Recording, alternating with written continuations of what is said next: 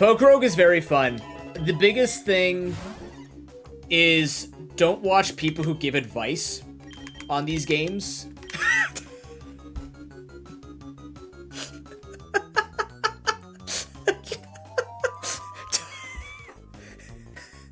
Let me explain. Maybe it's because I watched earlier videos of people playing this game.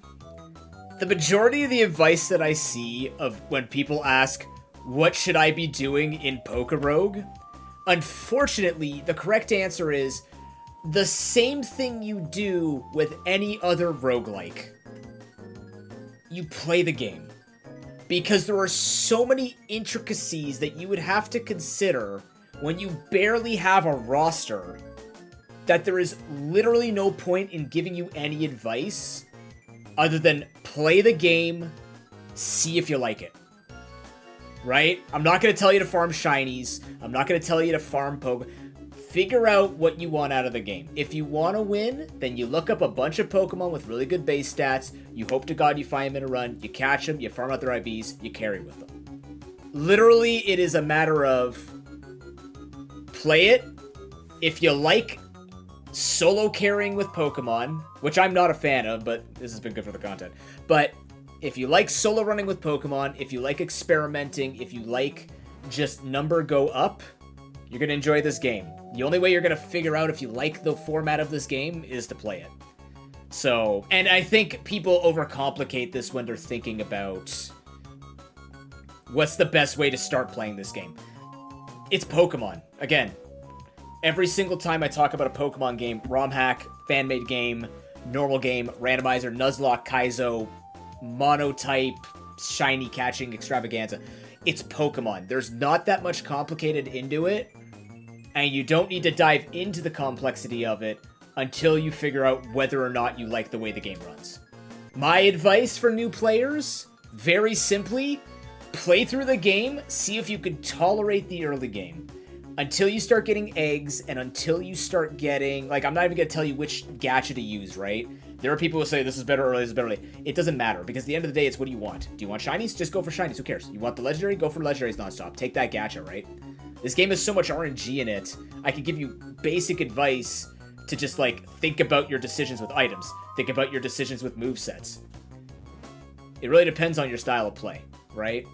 And if your style of play doesn't match the style of play needed for this game, which generally speaking is solo running, setup pokes, defense is kind of difficult to make work, right? You need a lot of early game luck to get some good items going to actually stay alive. Not every Pokemon's going to be the hero of the day, especially in classic mode, right? Like, if none of that sounds like it's good for you, then you're not going to enjoy the game. Maybe you will. Maybe you'll grow to love it. Like, I grew to love... I don't like vanilla movesets, but I'm enjoying this because the game in itself has a lot of things to think about. But, yeah. My advice is just play... And it's a cop-out. It's a cop-out piece of advice. But truly, the only way I learned whether or not I was going to enjoy looking into the mechanics of PokeRogue was actually trying PokeRogue and sort of figuring it out myself. And then I started looking into details to see if I could make my play a little bit better.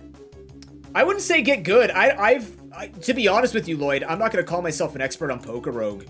But I watch a lot of people when they play this game, and the way they talk about the luck element and the fact that they are, like, crapping on the fact of mechanics that make things roguelikes, to me, because this game can be played by... the game can be played by anybody. I'm not going to say it's only for Pokemon players. That's stupid. The game in itself plays differently. So it expects you to play in a roguelike setting with the simplicity of Pokemon mechanics, right? More doesn't mean more complex. More just means more to remember and more to look up. It's always Pokemon. You're always get RNG'd. You're always going to have these issues in the beginning. This game has done a decent job with managing it, putting it into a roguelike setting. And a lot of players that I've watched complain about things that are like, this is roguelike with Pokemon. You have taken a slot machine and you've thrown it onto a roulette table. Like, what do you expect? You know what I mean? I would say a lot of players still have to get good in this game, including myself.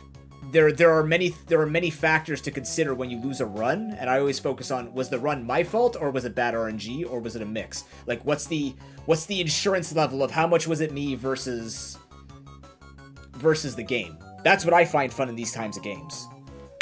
And I think the best players can identify that and figure out how to become more consistent at winning and losing. Because if they're consistent at losing, that means they're consistently doing something wrong, which means they can consistently determine what they need to improve. And you're only going to learn that by playing. Okay, but now that my YouTube video is done, really, what you want to be doing... No, okay. Like that truly is my advice. There are so many videos I've watched. Not too many videos, but like there's a lot of like clips and just streams that I scroll by. I'm not going to call anybody out, that's rude. But I am going to call out my opinion on it, right? I'm not going to be a voice of PokeRogue. I think I'm okay at it, but a lot of my experience is from nuzlocking and from just playing Pokemon. So I have a particular way on how I like to play, right? There are a lot of times when I watch people playing this game and they make decisions that I don't understand. Doesn't mean they're wrong, but what's always interesting is watching the decisions that they make and then see what the response is when it works or doesn't work. Because when they say it works, then my brain goes, oh, did it work because of luck or because they actually made a good call?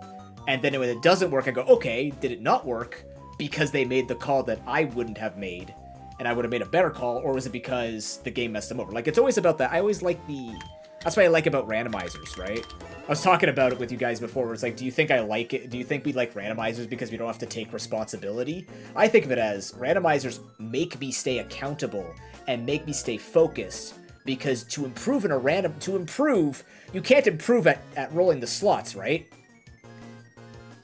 This isn't fully rolling the slots. So as a result, it's like, okay, now I get to see what elements could I have messed with and made better plays around. That's maybe a better nuzlocker, right?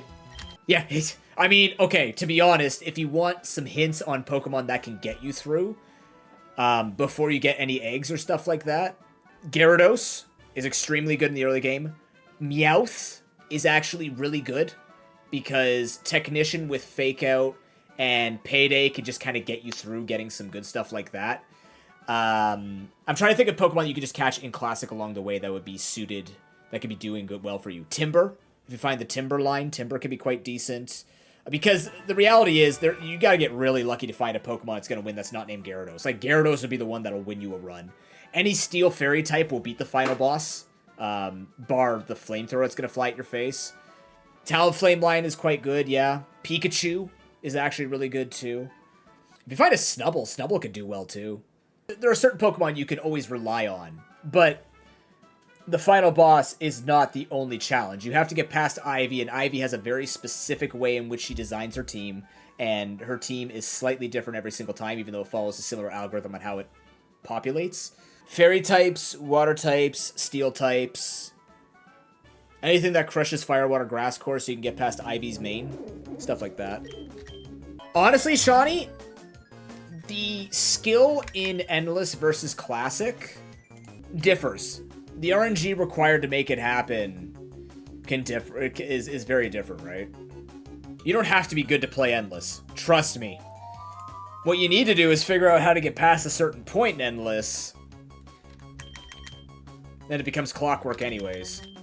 Everyone's experience through this game will be different too. I think one thing that people have to remember when it comes to PokeRogue, when it comes to this kind of meta progression, is if you don't get, like the way that you go through areas is based on a map. But that map, like, I've never been to this much without actually owning the map. For all I know, I could have done 60 floors of goddamn the ocean, right? So depending on your experience with going through biomes, it heavily influences how you progress through the game. So it could feel real bad for some people trying to grind stuff out.